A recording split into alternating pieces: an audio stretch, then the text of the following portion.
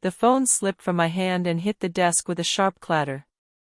Marcus's laughter still echoed through the speaker, low, smug, and completely unaware of the storm he'd just unleashed. My name is Diana Chin, and my husband had just signed over my family's generations-old beach house to his 26-year-old mistress. You're awfully quiet, Marcus taunted, his voice full of satisfaction. No tears? No begging? I thought you'd put on more of a show, Dee. I steadied my breath before answering. The house was my inheritance, Marcus. My grandfather built it. It deserves to belong to someone who values it. When's the last time you even went there? You're too buried in your consulting work to enjoy anything. His words nearly made me laugh. My consulting work. The same cute little hobby he mocked had quietly funded my purchase of his company's shares, piece by piece, for the past year. You're right, I said coolly. I've been very busy. Actually, I need to go. I've got a shareholders meeting to prepare for tomorrow. Shareholders meeting? His tone sharpened. What are you talking about? Oh, you'll find out soon enough, I replied. It's the Parker Industries annual meeting. See you there, darling.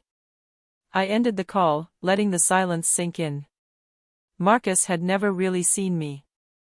To him, I was just the elegant accessory to his success, someone to smile at fundraisers and pose for company galas. He never cared to understand what I truly did.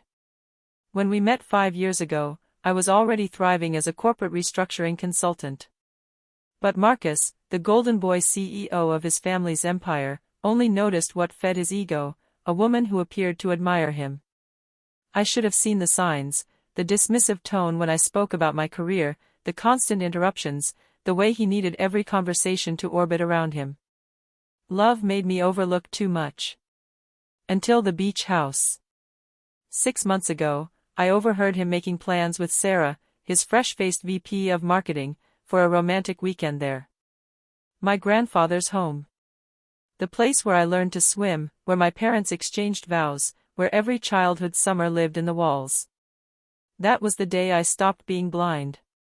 While Marcus played house with his mistress, I dug into Parker Industries' financials, and what I uncovered was alarming: creative accounting, inflated valuations, and a board too intimidated by the Parker name to question anything.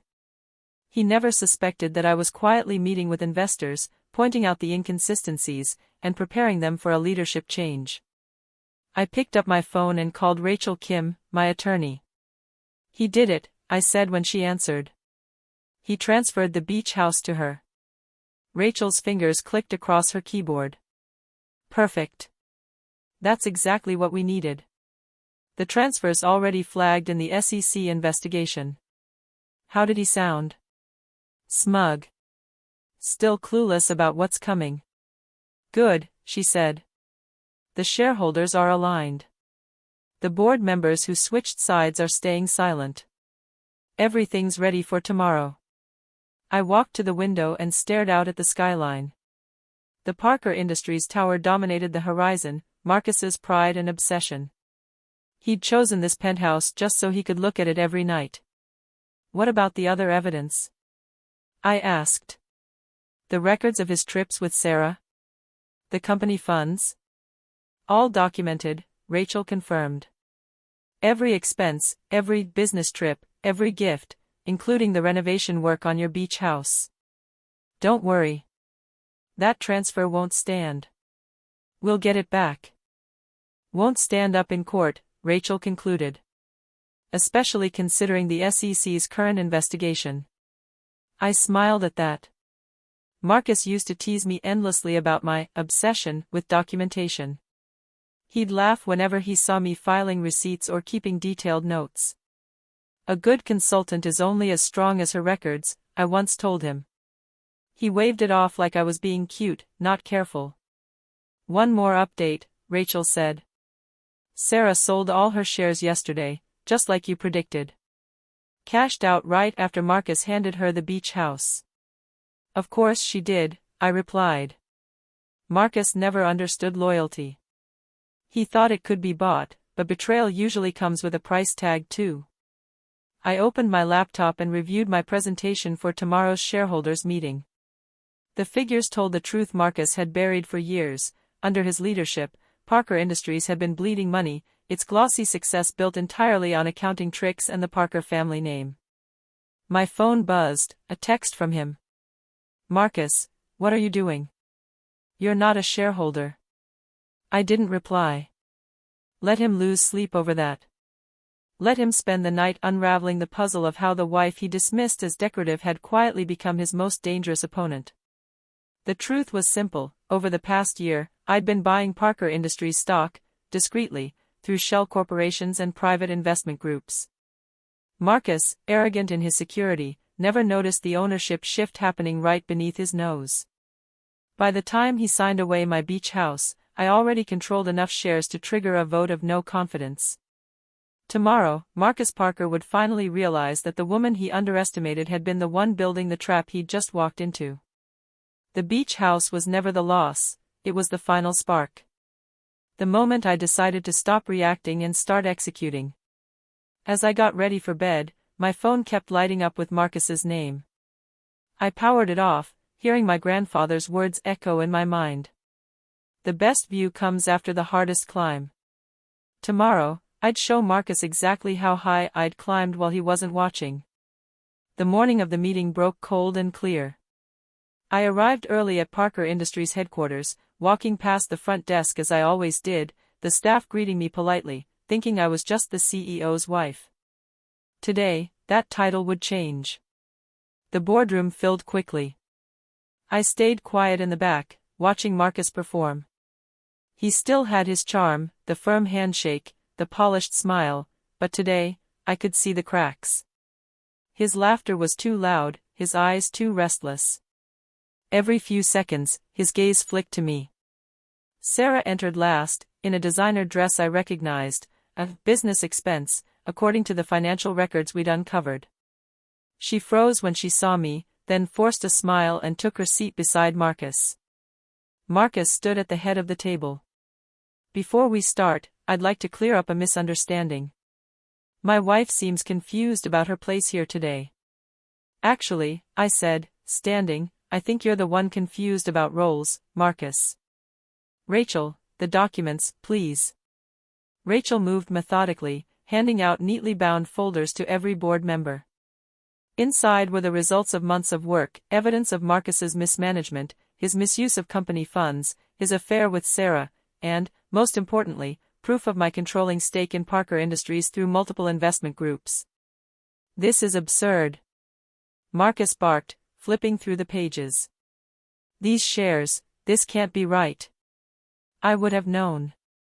I walked to the front of the room, calm and deliberate. "Would you, Marcus? You were too busy buying gifts and beach houses for your mistress to notice your wife was becoming your majority shareholder." The room fell silent. Paper rustled. Board members exchanged uneasy glances as they scanned the evidence. Sarah had gone pale, realizing too late that the shares she'd sold were part of the very empire I'd used to take him down. "Shareholder," I said clearly, "I move for an immediate vote of no confidence in Marcus Parker, and for his removal as CEO of Parker Industries." Marcus's face drained of color. "You can't do this," he barked, but his voice cracked under the weight of the room. "This company is my family's legacy." "It was your family's legacy," I replied. "Until you treated it like your personal expense account. The SEC's quite curious about your spending, those luxury business trips with Sarah, the creative bookkeeping, all of it's documented." One by one, hands rose around the table. Board members who had once nodded along to Marcus's every word now silently sealed his fate. Marcus turned, stunned, as the last vote came in. His empire was collapsing right before his eyes. Sarah slipped quietly from the room, her heels clicking against the tile. I didn't need to tell her, her resignation letter would arrive before sunrise. "Why?" Marcus finally managed, his voice thin and small. I almost laughed. "Why? You really think this is about the beach house?" I let the question hang in the air. "That was just the last straw. This is about every time you dismissed me. Every time you made me feel like an accessory instead of an equal. While you were busy pretending to be a visionary, I was building something real, and you never even noticed. The vote was unanimous. Security entered quietly, doing what needed to be done. Marcus tried to protest, but the words died in his throat.